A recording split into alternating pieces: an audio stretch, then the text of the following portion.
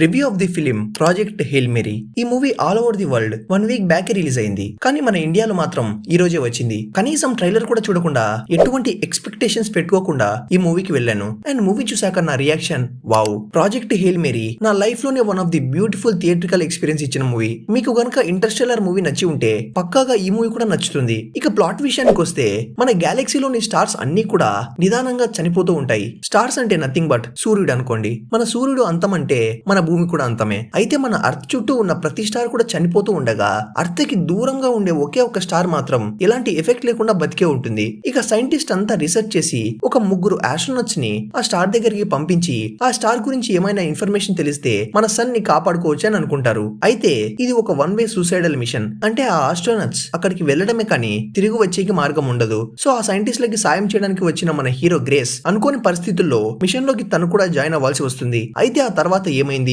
Grace successful గా machine ని complete చేయగలిగాడా? అసలు ఎందుకని తను ఈ సూసైడల్ మిషన్ లో జాయిన్ అయ్యాడు? చివరికి మన హీరో అర్త్ ని సేవ్ చేయగలిగాడా అన్నదే ఈ story. First of all kudos to Ryan Gosling. తన కెరీర్ లోనే బెస్ట్ పర్ఫార్మెన్స్ ఇచ్చాడు. మూవీ మొత్తం తన క్యారెక్టర్ చుట్టే తిరుగుతుంది. మధ్యలో రాకీ అనే ఒక ఏలియన్ క్యారెక్టర్ కూడా వస్తుంది. రాకీ ఇంకా రైన్ గాస్లింగ్ క్యారెక్టర్ కి మధ్య ఉండే బాండ్ అయితే వేరే లెవెల్ ఉంటుంది. అసలు మూవీకి మనం అంతలా కనెక్ట్ అవుతామంటే అది వీళ్ళిద్దరి మధ్య ఉండే ఎమోషన్ వల్లే. ఇక CGI అండ్ VFX టీమ్ కి బిగ్ అప్లాట్స్. ఈ మూవీని IMAX కోసం ఫిల్మ్ చేశారు. మీకు వీలైతే IMAX లోనే చూడండి, లేకపోతే PCX డాల్బీ ఆర్ వీలైనంత బిగ్ స్క్రీన్ లో చూడడానికి ట్రై చేయండి. This movie is only for big screens. అసలు సెకండ్ హాఫ్ లో కొన్ని విజువల్స్ కి అయితే నోరెళ్ళబెడతారంతే, అంత బాగుంటాయి. ఈ మూవీని ప్రాజెక్ట్ హెయిల్ మేరీ అనే బుక్ నుంచి అడాప్ట్ చేసుకున్నారంట.